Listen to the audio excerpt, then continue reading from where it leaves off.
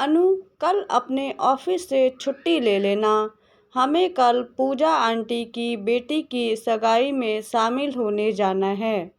रत्ना ने किचन में काम करते हुए अपनी बेटी से कहा। माँ, तुम्हें पता है ना, आजकल मैं ऑफिस से छुट्टी नहीं ले सकती हूँ। ऑफिस में कल बहुत ज़रूरी मीटिंग है। आप पापा या करण को अपने साथ ले जाओ। नहीं, मुझे तुम्हारी कोई बहाना नहीं सुनना है। वहाँ पापा या करण का कोई काम नहीं है। पूजा आंटी ने अपनी एक फ्रेंड को भी बुलाया है। वे अपने बेटे के लिए लड़की देख रहे हैं। आंटी ने तुम्हारे बारे में उनसे जिक्र किया था, तो वे तुम्हें देखना चाहते हैं, इसलिए तुम्हारा चलना ज़रूरी है।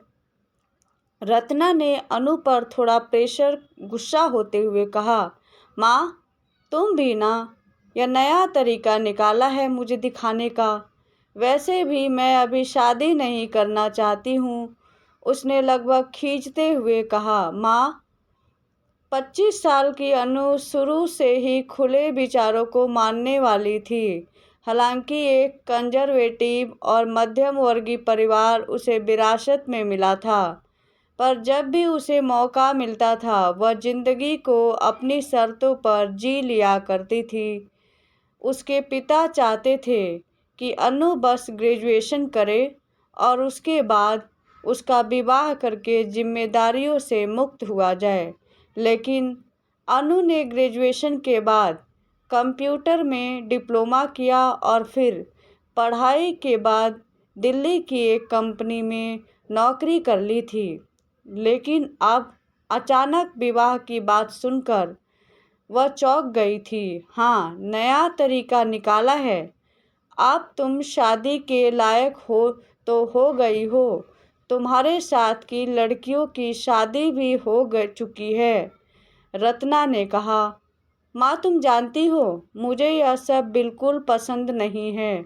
मैं कोई सामान नहीं हूँ जो अपनी प्रदर्शनी करने जाऊँ। तो ऐसे ही तो देखना दिखावा होता है। तुम आजकल की लड़कियां जरा सा घर से बाहर क्या निकल जाती हो, सब कुछ अपने हिसाब से ही करने का सोचने लगती हो। रत्ना ने किचन से ही अनु को डांटते हुए कहा। लेकिन अनु नए ख्यालात की लड़की थी। उसे बदलाव का जीवन चाहिए था। माँ, तुम्हारे समय में जो होता था ज़रूरी नहीं है अब भी हो। मेरा कल ऑफिस जाना ज़रूरी है। अगर इतना ही है तो हम भी तो लड़के वालों के यहाँ जाकर देख सकते हैं। रत्ना के हाथ से बर्तन सिंक में जोर की आवाज़ से जा गिरा था। वह किचन से निकलकर सीधा कमरे की ओर चल पड़ी। उसके कमरे में पहुंचने से अनु समझ गई थी कि माँ को उसका इस प्रकार से कहना अच्छा नहीं लगा है। अनु को भी लगा कि उसे ऊंची आवाज़ में अपनी माँ से बात नहीं करना चाहिए था। अनु इससे पहले बात संभालती, रत्ना गुस्से में अनु पर टूट पड़ी। तुम्हारा दिमाग खराब हो गया है। लड़के वाले ही लड़की को देखने आते हैं। यह रीति रिवाज सदियों से चला आ रहा है। अब पूजा आंटी की बेटी की सगाई हो रही है तो लड़के वालों को उन्होंने अपने घर बुलाया है, ना कि वे लड़के वालों के यहाँ गई हैं। तुम आजकल के बच्चे जरा सा पढ़ लिख कर बाहर नौकरी क्या करने लग जाते हो। तुम्हें लगता है तुम समाज के सारे नियमों को बदल कर रख दोगे। देखो अनु, हमने अपनी हैसियत से बाहर जाकर तुम्हें पढ़ाया और नौकरी भी करने दी। इसका मतलब यह नहीं कि अब तुम अपनी ज़िंदगी के फैसले भी खुद ही करने लगोगी। कल तुम्हें मेरे साथ चलना है, मतलब चलना है, समझी? रत्ना ने गुस्से में अनु को कह दिया। अनु ने आगे कुछ न कहना ही ठीक समझा, पर उसका मन किसी के सामने प्रदर्शनी का सामान बनने के लिए तैयार नहीं हो रहा था। आखिर ऐसा क्या हो जाएगा अगर रिवाजों को बदल दिया जाए तो?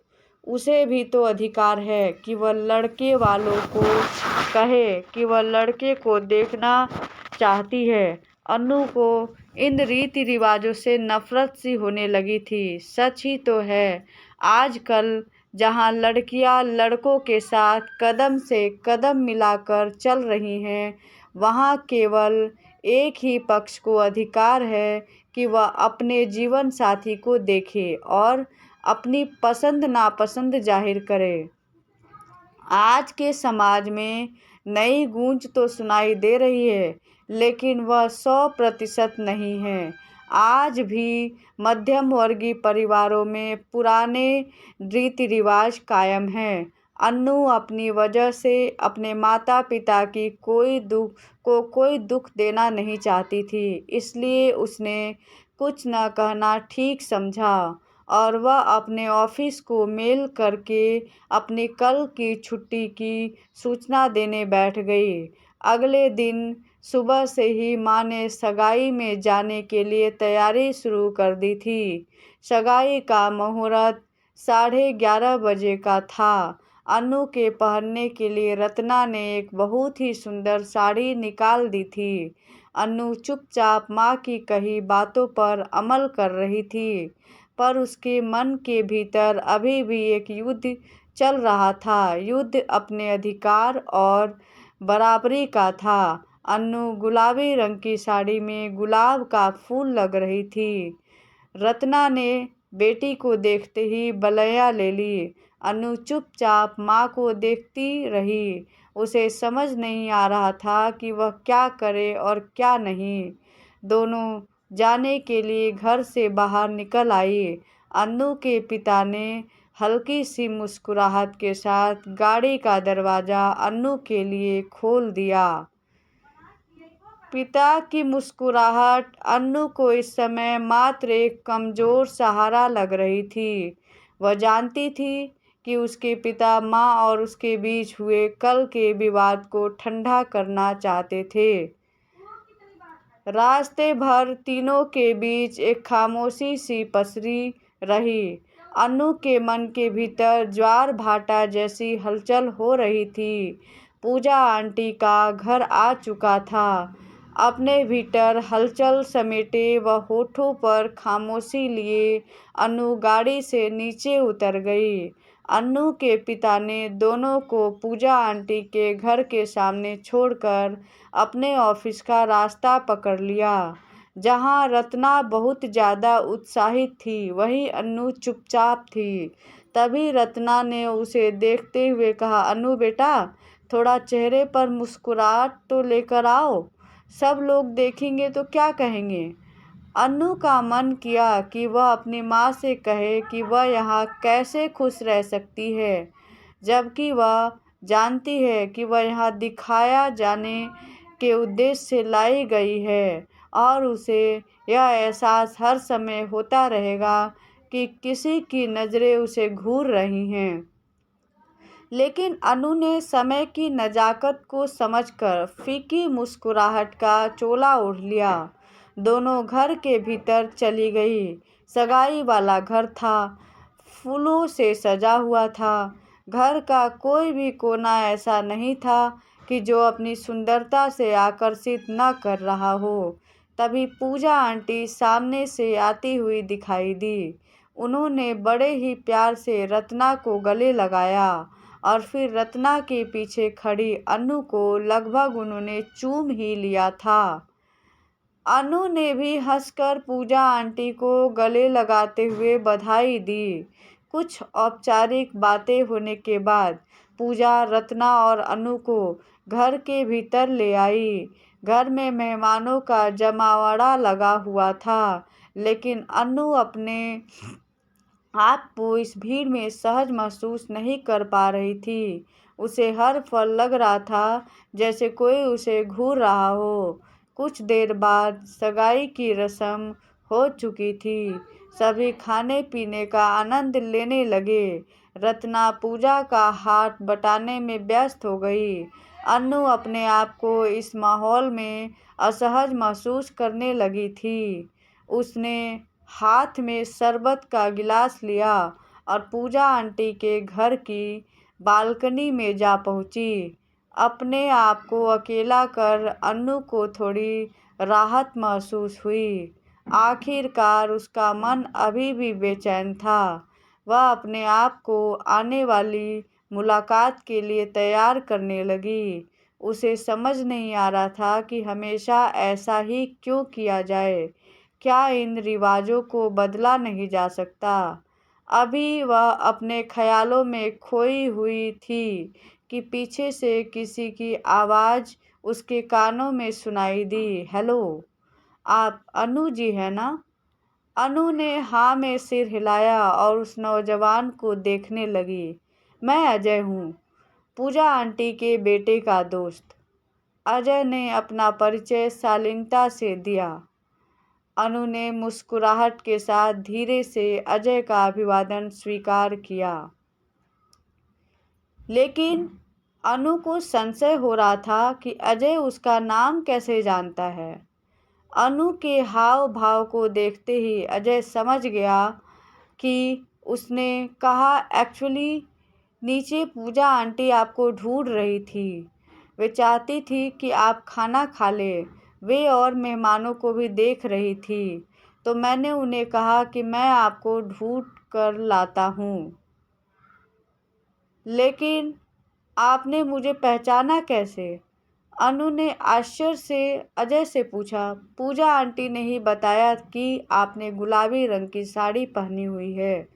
अजय ने अपनी सफाई में मुस्कुराते हुए कहा, ओह, तभी आपने मुझे तुरंत पहचान लिया। अनु भी अजय की समझदारी देखकर मुस्कुराए बिना न रह सकी। जी, वैसे अगर आपको अभी भूख न लगी हो तो क्या मैं आपके साथ थोड़ी देर बैठ सकता हूँ? वो क्या है ना, मैं अकेला बोर हो रहा हूँ। मेरा दोस्त तो बहन की सगाई का सारा काम देख रहा है। मेरे लिए उसने कुछ काम ही नहीं छोड़ा है। इसलिए आपको ऐतराज़ न हो तो मैं। अजय ने अनु के सामने अपना प्रस्ताव झिझकते हुए रखा। वह जानता था एक अजनबी लड़के के साथ शायद कोई भी लड़की इतनी जल्दी कंफर्टेबल नहीं होगी। इसलिए उसने अनु से परमिशन लेना ज़रूरी समझा था। अनु को इसमें कोई बुराई नज़र नहीं आई। वैसे भी वह अपने मन में चल रहे द्वंद्व से थोड़ी देर के लिए निजात पाना चाहती थी। अजय का उससे बात करना उसे अच्छा लग रहा था। अनु ने अजय को अपने साथ बैठने की अनुमति दे दी। दोनों ने एक दूसरे से औपचारिक बातें ही की। अनु को अजय से बात करना अच्छा लग रहा था। तभी अजय ने अनु से कहा, अनु जी, अगर आपको बुरा न लगे तो मैं आपसे एक बात पूछना चाहता हूँ। जी, पूछिए, सोफे पर बैठते हुए बोली। आपका शादी के बारे में क्या ख्याल है? मेरा मतलब है कि आप अपनी शादी को लेकर कुछ तो सपने देखती होंगी। अजय ने थोड़ा सकुचाते हुए अनु से कहा। आखिर अभी दोनों की मुलाकात हुए कितना ही समय हुआ था। इतने कम समय की मुलाकात में पर्सनल प्रश्न शायद अनु को नाराज भी कर सकता था। अजय का प्रश्न सुनकर अनु ने अजय को आश्चर्य से देखा। उसको लगा कि आखिर अजय उससे शादी के बारे में क्यों पूछ रहा है। एक शंका सी उसके चेहरे पर छा गई। अजय अनु के चेहरे को देखकर समझ गया कि शायद अनु को उसका यह प्रश्न पसंद नहीं आया। उसने तुरंत कहा, सॉरी, अगर आप नहीं बताना चाहती तो कोई बात नहीं। मैंने तो बस ऐसे ही पूछ लिया था। शादी का माहौल है ना, इसलिए। अनु ने मुस्कुराते हुए कहा, नहीं नहीं, ऐसी कोई बात नहीं है। लेकिन मेरी राय शादी को लेकर अलग है। मुझे लगता है कि जब आप मेरी राय सुनोगे तो मुझे एक सिर फ्री लड़की समझेंगे, तब तो मुझे आपकी राय जरूर सुननी चाहिए। अजय ने हंसते हुए कहा। अनु की नज़र कमरे के फर्श पर टिक गई थी। उसने एक लंबी सांस भरी। एक्चुअली मैं चाहती हूँ कि लड़की वाले लड़के वालों के यहाँ जाएं। आजकल जब हम लड़का लड़की एक समान की बातें कर रहे हैं तो फिर इन रिवाजों में फ़र्क क्यों करें? अगर लड़की लड़के को देखने जाती है तो इसमें क्या बुराई है? आप ही बताइए। क्या लड़के या उसके परिवार को ही अधिकार है कि वही सब देखे? लड़का ही तो शादी नहीं कर रहा है ना, लड़की भी तो अपने माता पिता को छोड़कर अपना सारा जीवन एक ऐसे घर में बिताने वाली होती है जिसके बारे में वह जानती भी नहीं है। अनु ने अपने अंदर भरे गुब्बार को अजय के सामने रख दिया था। वह नहीं जानती थी कि अजय उसके बारे में क्या सोचेगा, पर उसने अपनी बात कहकर हल्कापन महसूस किया था। उसकी बात सुनकर अजय के चेहरे पर एक मुस्कुराहट दौड़ पड़ी थी और उसने कहा, अनु जी, आप बिल्कुल ठीक कह रही हैं।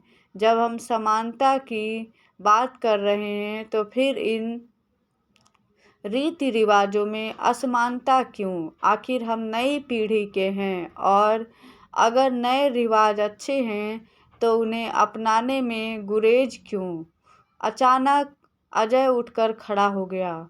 उसने अनु की ओर देखते हुए कहा, अनु जी, अगर आप कल शाम को फ्री हो तो क्या आप कल अपने परिवार के साथ मेरे घर चाय पर आ सकती हैं? अचानक से चाय का निमंत्रण मिलने से अनु ने आश्चर्य से अजय को देखा, क्योंकि उन दोनों की मुलाकात हुए कुछ ही समय बीता था। वह कुछ समझ पाती तभी उसको रत्ना के साथ एक शालीन महिला आती हुई दिखाई दी। अनु रत्ना से कुछ पूछने के लिए आगे बढ़ी ही थी कि उस महिला ने कहा, अनु, मैं अजय की माँ हूँ। हमने तुम दोनों की बात सुन ली है। मैंने अपने बेटे और बेटी को समान रूप से पाला है, इसलिए मैं चाहती हूँ कि मेरी आने वाली बहू को भी समानता का अधिकार मिले। हम लोग तुम्हें यहाँ देखने आए हैं और तुम इस देखने दिखाने के रिवाज से खुश नहीं हो।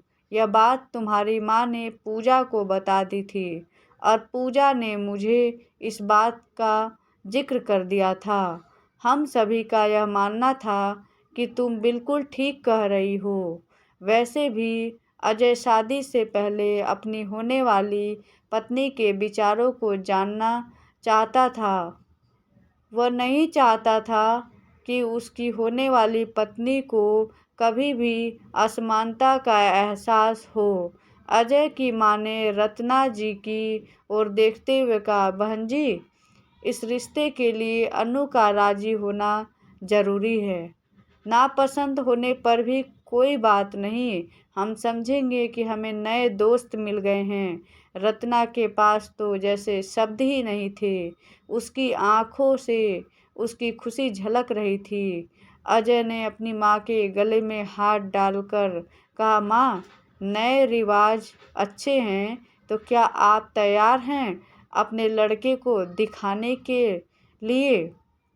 बिल्कुल तैयार हैं, अजय की माँ ने हंसते हुए कहा। वातावरण में कभी भी सभी की खिलखिलाहट गूंज उठी थी। मुस्कुराहट के साथ अनु की आंखों में आंसू झलक आए थे। उसे विश्वास ही नहीं हो रहा था कि वह नए रिवाजों की नींव रखने जा रही है।